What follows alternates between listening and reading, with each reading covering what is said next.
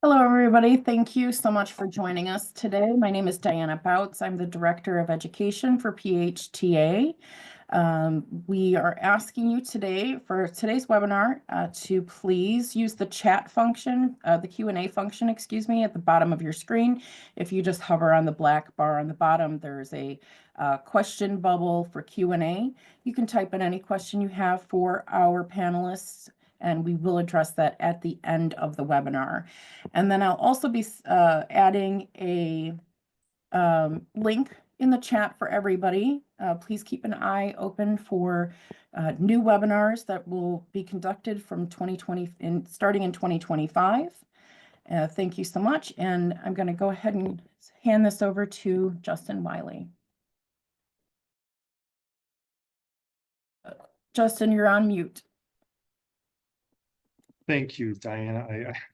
I appreciate that. Good day, everyone. I'm Justin Wiley, PHTA's Vice President of Government Relations, Standards and Codes. It's my pleasure to introduce today's distinguished speakers from DC Legislative and Regulatory Services, or DCLRS.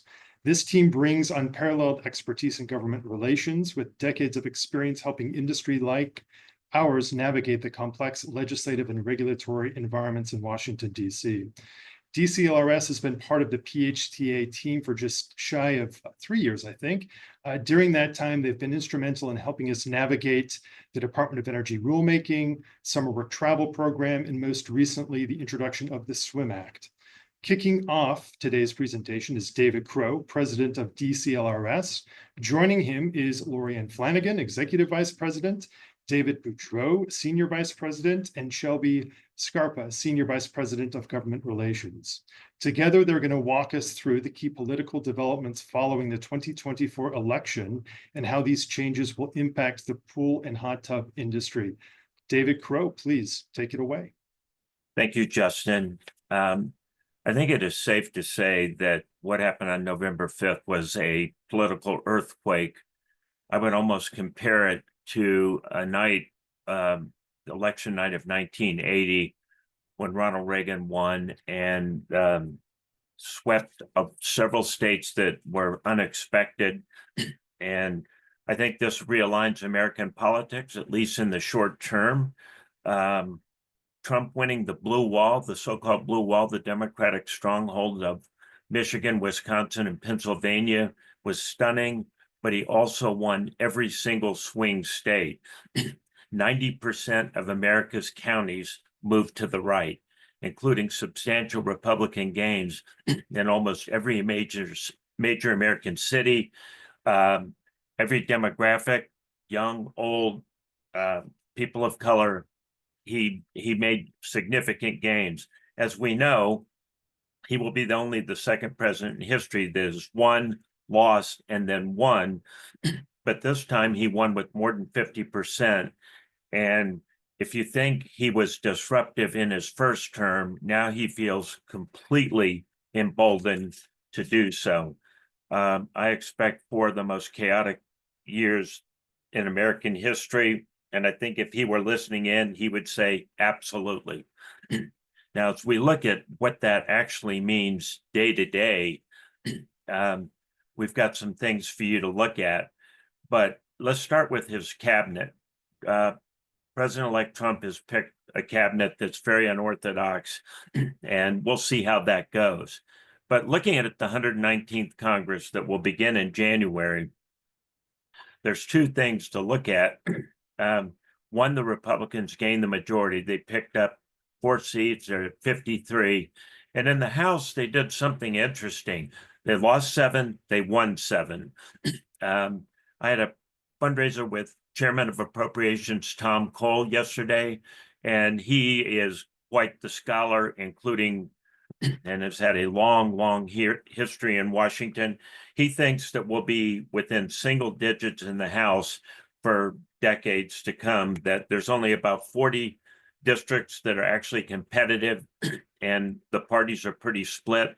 So the very close elections we've had and the very split election, the very close numbers in the House and Senate are probably going to continue into the future. It would be fun to say that this is all going to go away, but it won't. The filibuster rule, which is very important, which means in the Senate you have to have 60 votes. I'm going to guess it does not go away. I think Majority Leader John Thune very much wants it to stay, but we'll see how that goes. If Trump doesn't think he's getting enough done, I'm sure he'll push Congress as hard as he can. And I think the hardest job in Washington is the Republican Majority Leader in the Senate. He's going to have his hands full. Looking at this leadership, 3 of the 4 are the same old, right? Speaker of the House, Mike Johnson. I think you can assume that the Republicans do not want to go through what they went through in the 118th, where they had vote after vote for Speaker, and they actually went 38 days with no Speaker. Very chaotic. I think that the House will gravitate around Speaker Johnson, and he will be safe into the 119th Congress. And that's no small feat, given how turbulent the Republican Congress has been. I think the really best news for us is Majority Leader John Thune. We all know Thune and work with him. He's this very steady hand at the wheel, very bright guy. He actually defeated a majority leader, Tom Daschle, from his home state of South Dakota. That's probably a record, one majority leader beating another. But Hakeem Jeffries will continue to run the House. Chuck Schumer will continue to run the Senate. I think you'll see stable leadership in Congress on the Democratic side. Now turn to Lori. Looking at the specifics, there are a lot of things that are going to impact pool and hot tub. So I'll move on to my colleague and look forward to catching up with all of you for Q&A at the end. Thank you. Great, thanks, David. So we wanted to kind of look at what does this really mean? What does a Trump presidency really mean for our members? And to start out, want to look at what did incoming president and former President Trump promise as part of his campaign platform and as part of the Republican National Committee platform. And then we also wanted to look at Project 2025. Now that is done by the Heritage Foundation. It is not a Donald Trump document. He has said in many occasions that is not his plan, but a lot of his senior advisors have been part of that, including the Homeland Security section of Project 2025 was written by his former Deputy Secretary of Homeland Security, Ken Cuccinelli, in his first term. So they are written by many Trump insiders. But we've heard, and everyone's heard, the president has said that he is going to secure the border, begin the largest deportation program in American history on day one, do really strict vetting of anyone coming into this country, and stop sanctuary cities, and ensure that our legal system puts America first. That was the official Trump campaign platform. Project 2025 goes a little bit further, saying that all of the functions that relate to immigration and the border should be put into their own cabinet department. So separating things like U.S. Customs and Border Protection, U.S. Citizenship and Immigration Services, and everything into one standalone cabinet. They want to repeal temporary protected status for any workers who are currently here legally under TPS. How I think that could be implemented is that these TPS designations come up for renewal periodically, and what would happen most likely is they would not be renewed. It calls for mandating the use of E-Verify, kind of authorizing state and local law enforcement agencies to really enforce immigration policy. And specific to some of the things that our members use, the H-2B program, it says that the Secretary of Homeland Security should not authorize any additional H-2B visas above the 66,000 statutory cap. We are really lucky that just last week, the Biden administration said that it is releasing about 65,000 supplemental H-2B visas under authority that was given to it by Congress in the annual spending process or appropriations process. It also calls for phasing out the H-2B visa program over 10 years and having that program go entirely away. If you can go to the next slide, please. So what are some things that we saw from President Trump that could inform his second term and what it will really look like? He did issue some supplemental H-2B visas in 2018, 15,000 visas. In 2019, 30,000 supplemental H-2B visas. That would be above the 66,000 cap. And in 2020, the administration had announced its plans to issue an additional 35,000 supplemental H-2B visas. But then COVID hit, and the administration put into restrictions on the entry of any non-immigrant visa holders. That meant that we couldn't really bring in our H-2B or J-1 visa holders. There was a process for H-2B visa holders to say if it was in the national interest and you already had contracts, but it was really difficult to get any non-immigrant working visas through. He also put out a whole bunch of executive orders, in total about 400 executive orders that somehow touched immigration policy. But one I really wanted to highlight is the Buy America and Hire American executive order. And it required a review of all work visas and really went after the J-1 visa program. That includes the summer work travel program that a lot of our members use to bring in lifeguards. It said things like, talked about capping and really restricting the number of J-1 visas, making it harder to use the visa program, and mandated that you couldn't use both the J-1 visa program and the H-2B visa program. And we do have some members that use both visa programs. They may bring in H-2B workers to help with some of the pool construction and maintenance issues, and J-1 visa holders who are predominantly your students, exchange students, to come in and work as lifeguards. Ultimately, there was enough pushback from the J-1 visa user community, including the Pool and Hot Tub Administration and Congress, that those recommendations were never put into force. But I think we can expect them again to come up and surface during this current presidency term of Trump term. First of all, what will we expect to see that could impact us? Really limiting the use of DACA. Those are the dreamers who are brought here as children, and temporary protected status. We're going to see executive orders trying to repeal DACA, trying to limit TPS use, not renewing TPS for those immigrants. We're going to see increased audits. So anyone using the visa programs or not using any visa programs, you could have some workforce enforcement actions. So paperwork audits for those using the program, wanting to see everything, more scrutiny on those programs, but some workforce raids potentially, most likely really targeting industries that have a traditional high number of undocumented workers. So I think the first likely targets would really be the agricultural, construction, and landscape industries.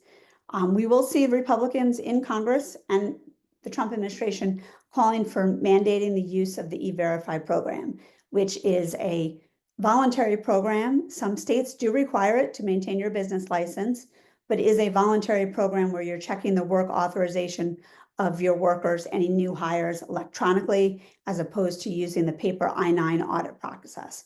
And then, of course, we know, and Donald Trump has said on day one, he's going to focus on mass deportations. But what that really means, probably we'll see initial deportations focused on anyone who's arrested who's with questionable status, who is broken the law in any form, even for minor violations or traffic violations, a call for much more detention and more border security guards, more detention facilities, and deportations. So if you can go the next slide, please. I'm going to turn it over to David Boudreau, and he's going to talk a little bit about the impact of a Trump presidency and Republican Congress on taxes. Thanks, Lori.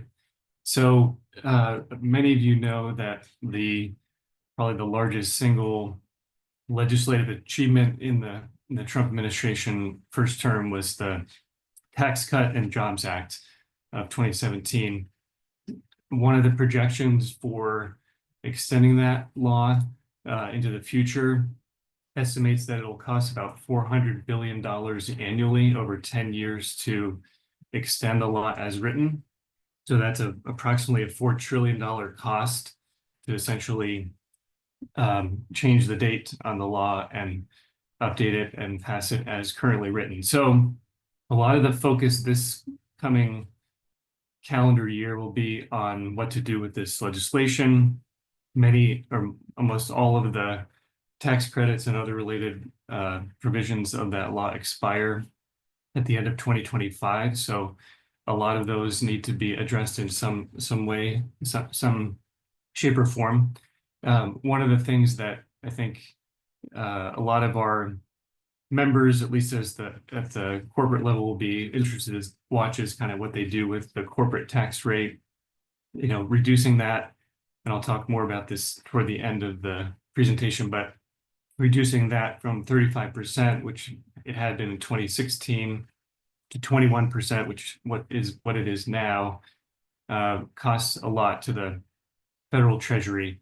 And so whether there will be an appetite for doing something this expensive with the new Congress is the big question.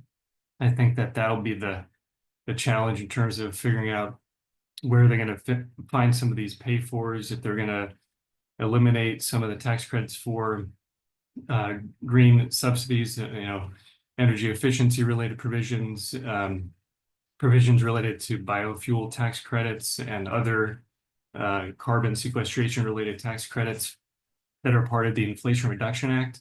Some of those do have a significant cost, up to about $100 billion annually.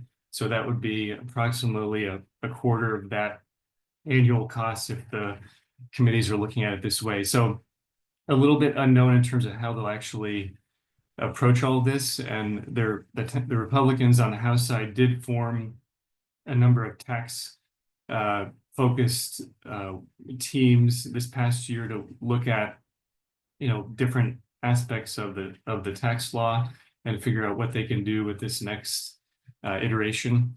And so those groups are mostly done with their work from what we know, and they'll make recommendations to especially to the House leadership, to figure out what to do next on this. So it's really obviously a huge focus for the incoming administration in terms of how they'll address this, because they have just a year to deal with it. And so just to give you a little more detail on that, I mentioned the corporate tax rate. That's a big piece of it. The other part is the child care tax credit, and that may go back to the lower amount if nothing's done with this bill. The other part is the SALT tax that mostly impacts New York, New Jersey, California, states that have essentially very high value properties, and taking the tax deduction against that tax is what some of the folks on the Hill want to change in some way. So that'll be another aspect of how they handle the tax law. And then the estate tax will be another big component of this. So several unknowns here, but I think this will take a lot of the political bandwidth and time for the administration as they come in. So I'll turn it over to my colleague Shelby, who's going to talk a little bit more about trade and tariffs. Thank you, David. Good afternoon, everybody, and thank you for having us today.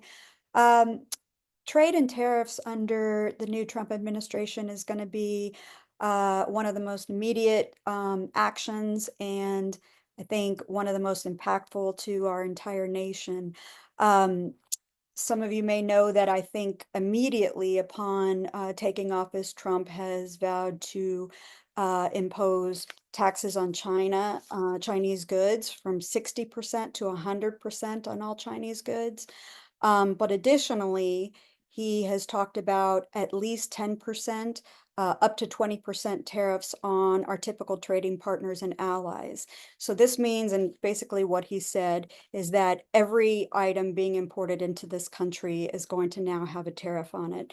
I think we're looking at transformational change, and with the long-term view of forcing manufacturing back into the country, so that manufacturing and those jobs are returning to America. So in the immediacy, this is what we're going to see, and most economists are predicting higher prices on most items because these tariffs will be passed on to consumers. So we're looking at the Chinese tariffs are for a 4-year phase out of all of those, for electronics, steel and pharmaceuticals specifically. Those are all the items we want to stop importing from China. Authority to set higher tariffs on countries that have put tariffs on the US. So in other words, retaliatory tariffs. 200% tariffs on some imported cars, Mexican cars, Chinese cars. Again, they're trying to push domestic manufacturing of cars here. And I think we've already started seeing this around the states and in bills on the federal side, restricting Chinese companies from owning real estate infrastructure in the US and energy, tech, and agriculture specifically. The Project 2025 that we've all been hearing about, that some say this will be a roadmap for, it has called for cutting ties with China, and I believe that's what we're moving towards with the 4-year phase out altogether. And let me just see if there's anything else there. Border adjustment tax. Okay. Essentially, though, and this happened yesterday when a commerce secretary was appointed by Trump, Howard Lutnick. He's the CEO of Cantor Fitzgerald, a Wall Street billionaire. He's going to be overseeing the trade and tariffs, although once a U.S. trade representative is appointed, we suspect they'll be working together very closely on this. Last Trump term was, can't think of it, Robert Lighthizer. And most folks are saying that if you want to see the blueprint of what Trump's long-term action plan is for trade and tariffs, to look at Robert Lighthizer's 2023 book that he just put out last year, No Trade is Free, Changing Course, Taking on China and Helping American Workers. It doesn't look like he's going to be back as a U.S. trade representative. They're talking about him taking over Department of Treasury. We'll see what happens there. There is a bill in Congress right now. It's just started floating. I believe Senator Rand Paul is pushing it to give Congress the authority for trade and tariffs to approve. Right now, that is something that the executive office can do, so it can come straight from Trump's office. This is something historically that has been left with the executive office. And so we're interested in seeing if Congress is going to try to take back some of that authority. I know there's a lot of concern and a lot of nervous folks out there on all sides of the aisle because we are talking about, again, prices increasing when folks are bringing in products, especially products that they are using, even if they're doing manufacturing here. Some folks are bringing in parts of their products from China and other countries. So we'll keep you posted on what's happening there and how it's going to affect the industry, which I imagine a lot of the folks with pool equipment are getting some products from overseas, and that may make a difference on prices. Alternatively, if we're able to manufacture here, that could be make the folks that are doing the work here a lot more competitive in the next few years. So I will, oh, there we go. There's the Trump term. So again, with tariffs being such a huge part of the conversation before the election, I suspect that along with immigration, those are the first two things that we're going to see major actions that we're going to see are the tariffs. So we will keep you posted on what happens there. I will turn it over now to, who am I turning it over to? Oh, there we I'm go. going to jump in, Thanks. Lori Flanagan. So just want to talk a little bit about some of Trump's cabinet appointments. Again, they are nominated for these positions. Some of them, any cabinet secretary positions, do require Senate confirmation. And we're not going to talk about some of the more controversial picks because they don't impact us as much, but do want to highlight those that really impact our day-to-day business and the things that we do in the pool and hot tub industry. So the first is Kristi Noem, the current governor of South Dakota. who's been nominated for Secretary of Homeland Security. And she's interesting in that she has been a real border security proponent, even calling up the South Dakota National Guard, even though South Dakota isn't really a state that is on our southern border, been very vocal in terms of strict border enforcement, deportations, all of that. But when she served in the United States House, she had signed many letters supporting work visa programs and returning worker for H-2B work, returning worker exemption for H-2B workers, for example. And even just as governor of South Dakota just last year, she was part of a press conference at Mount Rushmore, kicking off the hospitality season and the tourist season in South Dakota, and welcoming foreign workers, mainly J1 and H-2B workers, who really help support the economy and the hospitality industry in South Dakota during peak seasons, during the height of their tourist season. So the good news here is when we look at things around H-2B visas and having to support supplemental H-2B visas, we know, you can get a lot of pressure from inside the White House and from others in the administration, but she is someone who understands the value of temporary workers and how they add to the economy. And that will be helpful in some of our efforts around J1 and H-2B visas. Now, Tom Homan, on the other hand, he is the border czar. That is a position created in the White House. It is not something that requires Senate confirmation. He had formerly been the director of Immigration and Customs Enforcement. During the Obama administration, he was there and really got hailed and got a lot of credit for kind of focusing on deportations of criminals, anyone with criminal records. But as he continued in that role under the Trump administration, he was the architect of the family separation policy that, and we all remember the stories about kids being brought here and separated from their families. And that caused a lot of blowback, but he is really a strong proponent of deporting anyone who is here illegally and using harsh tactics to do it. Next slide, please. Marco Rubio is the designee for Secretary of State. He is widely seen as more of an establishment candidate. Yes, he has been very vocal on border security, enforcement, and all of that, but I think he does understand a little more the workings of the department, having been on, the Foreign Relations Committee and also the Appropriations Committee that oversees funding for the Department of State, which is really important because the Department of State is the only one where there's some oversight of the summer work travel program. He does understand the meaning of temporary workers and had supported in the Senate, the J1 program. He was really an architect of kind of a gang of bipartisan group of members that had immigration reform back in 2017, a Senate immigration reform package that really did make would have made the temporary work visa programs work better. But he has since, in subsequent years, really moved away from that role as kind of a bipartisan broker on immigration policy and more of a border hawk. But he is someone that is establishment we do know how to work with. Susie Wiles is Trump's campaign manager and was named his White House chief of staff. Again, that does not require Senate confirmation. She's seen as a gatekeeper of who gets access to the president, has really tried to keep him focused on messages and policies. And I think folks, pundits have really seen her appointment as a good thing, as somebody that maybe can try to keep the president focused and organized. Next slide, please.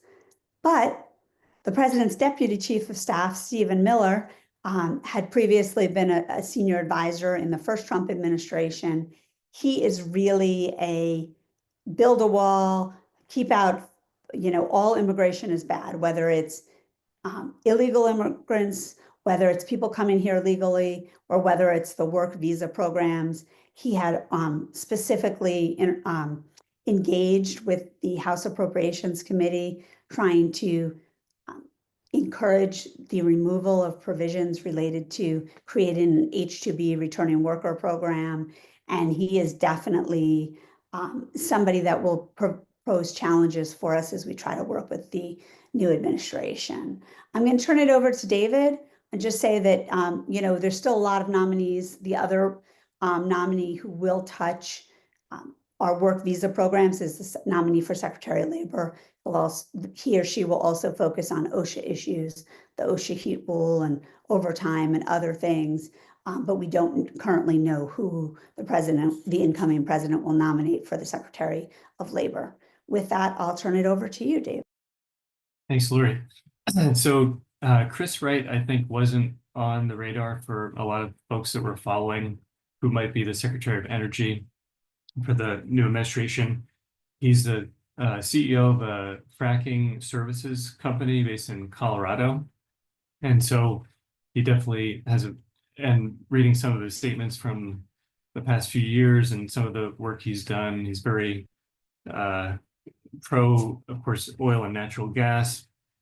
He's viewed, though, in some circles as being pragmatic. He's not in the sense of what will this administration do on climate change. He's not as hardline as some folks on that side of the aisle with respect to what to do about climate. I think I've read something that he acknowledges that the climate is changing, but he wants to take some more practical approaches to how to handle that. So, in the role of DOE Secretary, they, of course, oversee numerous programs, some of those that will impact us, some of them relative to the most kind of relevant or related to energy efficiency for relative to appliances and pool equipment. And those areas, they're all part of the Energy Efficiency and Renewable Energy Office. Several of the proposals within Project 2025 talk about that office specifically. It's a target for some of the conservative groups that don't like the EERE office, and they actually want to either zero out the funding for it or scale back its scope significantly. So that could be a serious challenge for anybody in our industry or others that are utilizing some of these energy efficiency programs. There's also a lot of loans that have gone out from different parts of EERE for different technologies that improve energy efficiency on a whole spectrum of impacting a whole spectrum of industries. So I think that's the big question of how he navigates some of that, given some of the internal political pressures that he'll be under specific to that part of the agency. So that's a bit unknown. From some of the things that I've been reading about this specific target of energy efficiency, that there are some silver linings for folks that want to see some of those programs continue. It's not as easy to essentially abandon them as some folks have said in at least in the campaign rhetoric. And I think that there are several existing laws that actually protect some of those from being completely eliminated. So they'll probably go through some court cases if the energy efficiency coalitions and other groups are active on the legal front. So a lot more to come on that. A lot, of course, is unknown. So I'll turn it back to Lori. Actually, one quick mention, Lori had mentioned the labor piece, but the other appointment that will be impactful for us in terms of cabinet, and Shelby alluded to this as well, is the Treasury. And so there's 3 or 4 names that are still being considered for Treasury. And so we'll probably know that within the next week or so, I would guess. But that one will impact the tax debate as well as a lot of other areas around spending. So anyway, I'll pause there and turn it to Lori to talk about some of the committee makeup.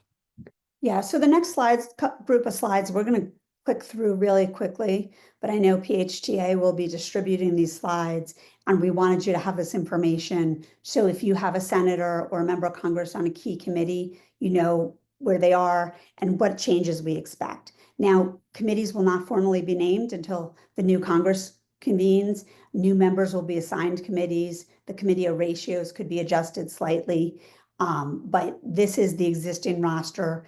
and where people would be leaving the committee because they either lost re-election, they were nominated to a cabinet position under the Trump administration, or, a House member may have moved to Senate, or somebody may have run for governor. So again, these are just references. The reason we put it here is the Appropriations Committee are traditionally where we've had important riders on our immigration and work travel issues, making sure that the president cannot arbitrarily change or lower the number of summer work travel visitors without going through a formal notice and comment. It's also where we've seen H-2B cap release for several years. So that is why it's going to be continue to be important in absence of a big immigration overhaul or bill, which we don't expect in the short term. It's going to be important to engage with the appropriations committees on those kinds of what they're called policy riders. Next slide, please. And the Senate committees also have jurisdiction over not only policy issues, in this case, energy and natural resources policy, but over confirmation hearings for the incoming nominees for various cabinet departments. So the Senate Energy and Natural Resource Committee will be doing confirmation hearings on the President Trump's nominee for Secretary of Energy. Next slide, please. Same thing with the Finance Committee. It is the Tax Writing Committee of Congress. It is in the Senate who we will be dealing with as we talk about the SWIM Act for the next Congress, and also the committee that will be responsible for those confirmation hearings for the next Secretary of the Treasury. Next slide, please. The Senate Health, Education, Labor, and Pensions Committee likewise will be the committee that will be doing confirmation hearings for the Secretary of Labor and Secretary of Education. This committee also has jurisdiction and oversight over OSHA and other departments in the other agencies in the Department of Labor. Next slide, please. The Senate Homeland Security Committee obviously will be doing those confirmation hearings for the next Secretary of Homeland Security. And remember that we have the H-2B visa program is under the jurisdiction of Homeland Security, as is all of that border and immigration security enforcement. Next slide, please. And then finally, the Senate Judiciary Committee is the committee in the Senate that has jurisdiction over all things immigration. So if there are changes to immigration policy that are being debated outside of the annual spending bill or appropriation process, it would be the Senate Judiciary Committee.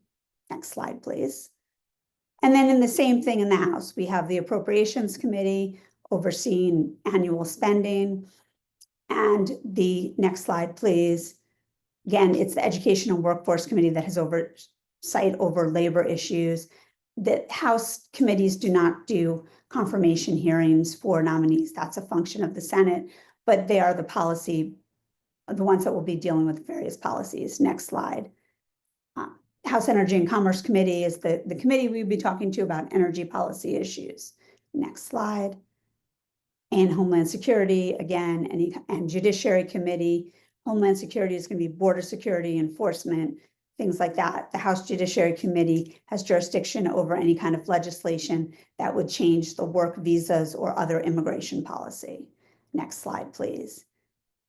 And then, I think we just want to kind of summarize all of that we talked about and bring it home to specific policy initiatives at the Pool and Hot Tub Alliance that we've been doing for the last year, what we're looking towards next year. And so to start that off is going to be my colleague, David. Sure. Thanks again, Lori. And on the regulatory front, as I mentioned, especially with energy efficiency piece, that's going to be potentially a big target for the incoming administration. The way, a couple of the rules that we've been following closely that have either been finalized or have yet to be finalized, the dedicated purpose pool pump rule that was finalized about almost exactly a year ago. That's one that could potentially get a second look. If the incoming administration is dissatisfied with the previous rule, they can actually open it up for basically a newly proposed rule and open up for public comment and revise it to their liking and finalize it that way. That's possible on another rule that we're following related to the waters of the US. They're considering that potentially. So we're not sure how they'll handle this one, but it's something we'll be monitoring. And then the portable spa rule, that's something that hasn't been finalized by this administration. And now we're within the period of what they call a kind of regulatory look back. So any of the rules that the outgoing Biden-Harris administration finalizes between August 1st of this year and end of the year, the Trump administration can actually do a kind of a look back and either pause those or revisit them, essentially given the close proximity to the incoming inauguration and administration. So even if the portable spa rule is finalized here in the coming weeks, it may fall under that as a look back. It'll really depend on the prioritization of some of these rules by the new administration, what the pressure is from industry to revisit them, and kind of how they'll prioritize it and allocate time to do this over the coming couple of years. So I think it'll depend on, if there's groups like PHTA that want to revisit some of these, then we'll have to meet with the incoming DOE folks and ask them to consider rewriting a rule.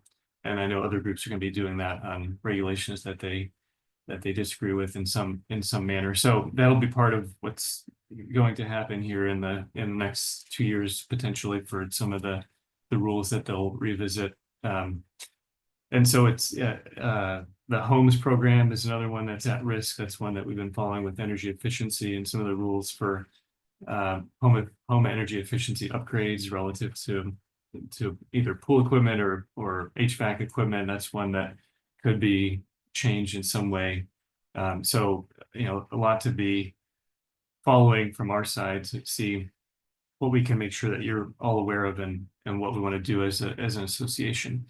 In terms of water safety, 2 bills that we've been working on a lot with Justin and Tyler and the team, the Virginia Grant Baker Act, Debbie Wasserman Schultz, has reintroduced that to be a reauthorized language to extend that bill.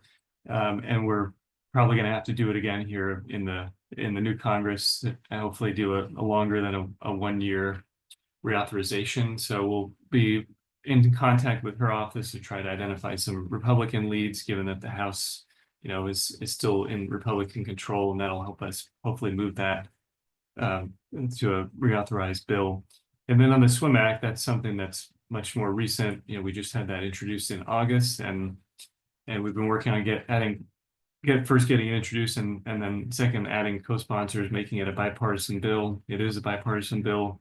We'll work with Congressman Stubbe of Florida to get it reintroduced, figure out, if he has other ideas or his team has ideas on additional co-sponsors we want to try to approach. And so that's something we'll probably ask for some of your help on, and to do outreach to your specific members of Congress and ask them to consider co-sponsoring that. I think it's a really important and hopefully helpful piece of legislation for anyone that doesn't know how to swim and that has at least some ability to access an HSA or FSA. I think it'll really help in that way, and it's something that it should be a bipartisan bill that we could hopefully advance in the context of the tax bill. So given that it's a tax piece of legislation, our timing is good that we had the bill introduced in August, and we'll have a chance to add it to this larger tax reform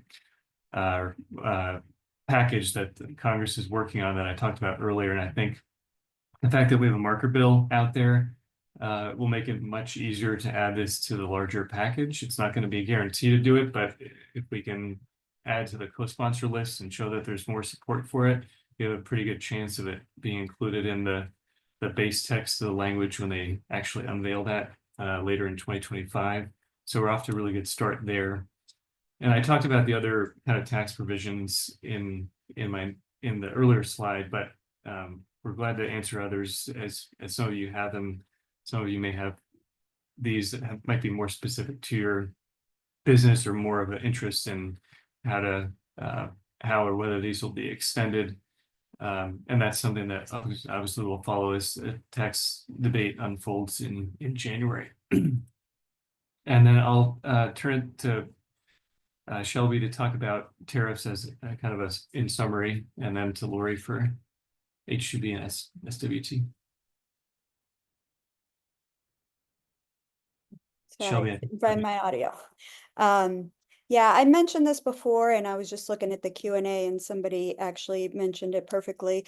What we're looking at as far as the tariffs, I think could cut both ways for PHTA members. One, we're looking at that any item that's imported is likely to have tariffs attached. So anybody who is importing items for manufacturing here in the US are going to be paying higher prices, and those are often passed on to consumers. Alternatively, I know that this industry in particular, and I know we've worked with some of you all on the Chinese products that are flooding the market. Maybe not flooding, but they're entering the market, and they're not abiding by energy efficiency guidelines. The projected phase out of Chinese goods could potentially be a huge relief to your members and you all that have been experiencing that. So it's yet to be seen. We'll see which ones are imposed first. We know the Chinese tariffs are likely to be posed first. So we could see some immediate effects there and some immediate relief on some of the products that our members are using and are building here in the US. Thanks, Shelby. I'm going to jump in and kind of wrap up where we are on the work visa issues. But one of the things I will say too is with all of these issues, you might be kind of collectively groaning and saying, oh no, how are we going to operate? How are we going to get our temporary workers that we need to either work as lifeguards or work in pool maintenance? Or, how are we going to handle some of these tariffs?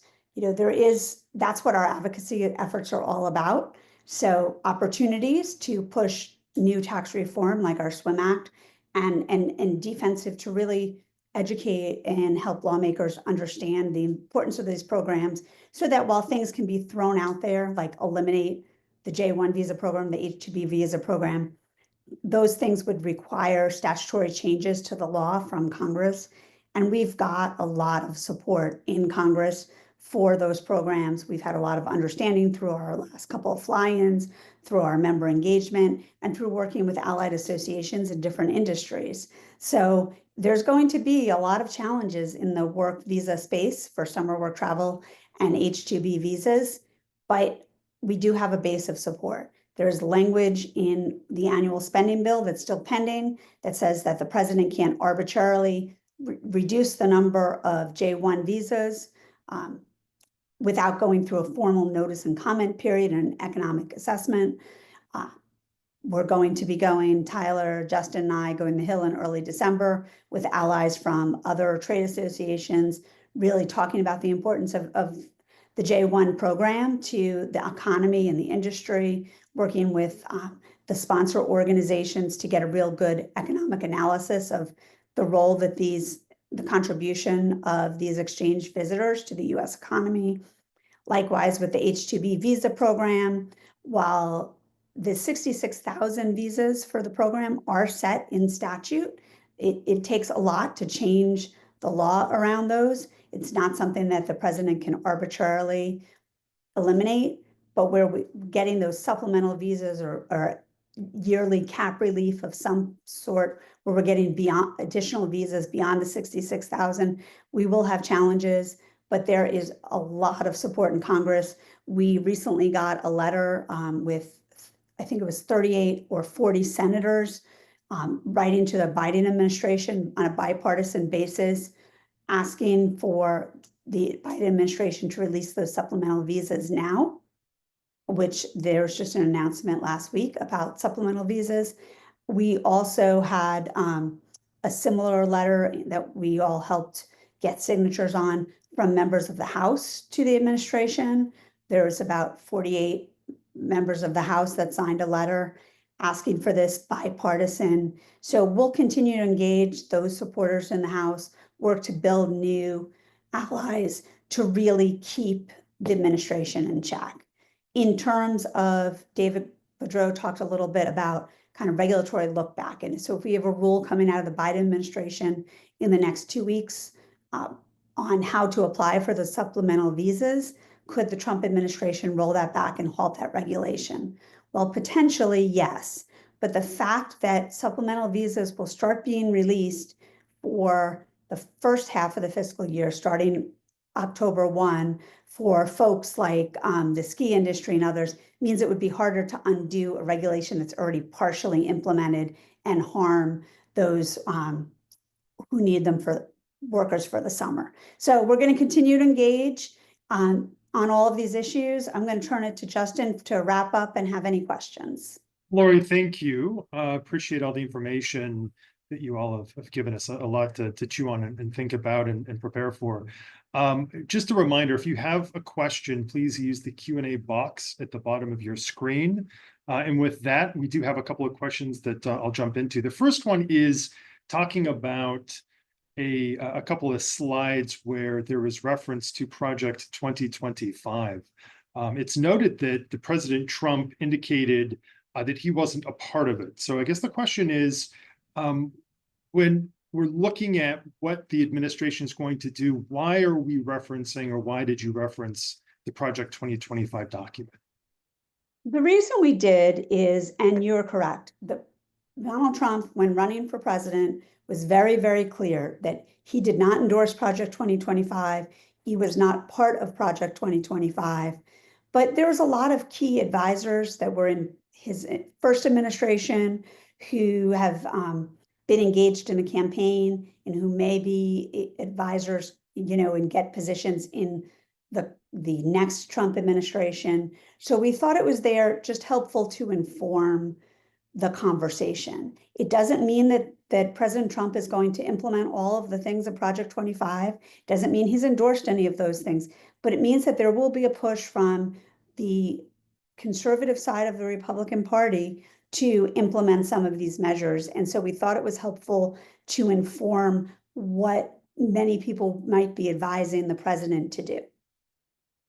Thank you, appreciate that. The second question talks about tariffs, and it's from Canada. We did talk, of course, Shelby, you talked quite a bit about tariffs with products coming into the US. The question is, what about products coming from the US to other countries? Basically, the possibility of tit-for-tat tariffs. Just kind of maybe your thoughts on that, on the probability of that occurring. And thank you for that question. And welcome on from Canada today. I'm glad you brought that up. That's an excellent point, actually. And everybody is wondering the same thing. What happens when and if we impose new tariffs? It's supposed to be 10% across the board, up to 20% possibly. With our trading partners, Canada is one of our top trading partners. So then we have to see what Canada does in response to that. Are folks looking at retaliatory tariffs? Absolutely. It's speculation right now, and I'm sure that governments of these other countries don't know immediately. I think that it's probably going to be see what we impose, but I think we can absolutely expect retaliatory tariffs. In Trump's first administration, he imposed tariffs that this was one of the first times a lot of these tariffs were imposed, primarily on China, but some other countries as well. And we did see those retaliatory tariffs. So yes, we should probably expect that even from our biggest trading partners. You all may know that in his first term too, Trump renegotiated what used to be NAFTA. It's now USMCA. So although that was just finalized just a few years back, now with these tariffs, it's sort of like an unknown and a Wild West out there is the way I see it. I don't know if other folks want to, Well, say- I think, Shelby, go ahead, David Crow. I see a little bit differently, just different. If you look at how Trump campaigned, one of the things he said repeatedly is that tariffs is a beautiful word. He even talked about replacing some of our income tax system with tariffs. at the G20 talks with President Biden, or perhaps the last time on world stage, China's president went to Biden and said, please tell President Trump that this is going to be something he shouldn't do. This is going to be a war. I think that one, we know Trump bluffs a lot because that's part of his deal, but I don't see how he backs down from tariffs with China, with Mexico. He has said that if Mexico produces a single Chinese electric vehicle, there will be 1,000% tariff and they will not sell one. So I think there's a lot of things that we can dismiss or imagine that he might back down on. I don't see this as one of them.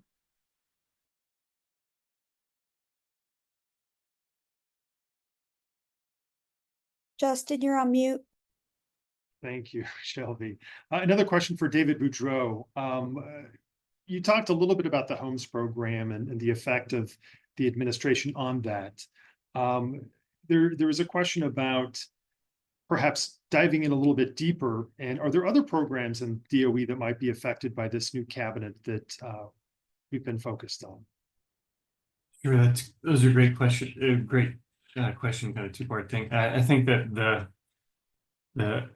almost all of the programs that are under the purview of the EERE office that I mentioned that have anything to do with energy efficiency are at risk. I think that there's a real focus on the new incoming administration is really, a lot of them are concerned with the mandates that are set by some of those requirements, and I think that there will be an attempt to revise or even repeal some of those standards that are set for appliances, as well as some of the other related programs under that office. And then the other one is the loan program office, and I think that that's also under DOE. And the Biden administration has put tons of money into that office so that different groups could access it for either energy efficiency, electric vehicle related, battery related, solar, wind, all of those kind of technologies to develop. And some of the startups have accessed that money. I think a lot of that office will wind down in terms of or really be scaled back in terms of the amount of money they have to actually loan out. So their scope will be, I think, greatly diminished. So there's a couple that come to mind immediately, but others, could over time be a target as well. But essentially anything that's EERE related is at some risk anyway. David, thank you. Just to note that there was a question about how many of the members of the 40 members who signed on to the letter that was referred to by Lori. That question is going to be answered. She's typing that answer as we speak. We're just a minute from the top of the hour. So thank you all panel for your insight. To the members out there, know that we will be monitoring and engaging both Congress as well as the Trump transition team to get in early and make sure that we have our concerns voiced. We're going to have a very quick, I think, next 90 days where members are going to be appointed, the cabinet, and they're going to be confirmed. It's going to be very interesting, so stay tuned. But I'm going to turn it back over to Diana to close things out. Thanks. Thank you, Justin. I appreciate you, and thank you, everybody, for taking the time out of your day to be our panelists, and to all the attendees for joining us. Keep an eye out on the PHTA education tab to see what upcoming events we're going to have. A lot of new things coming out from the education team, and we're just excited to continue to support the industry. Thank you, everybody. Have a fantastic day.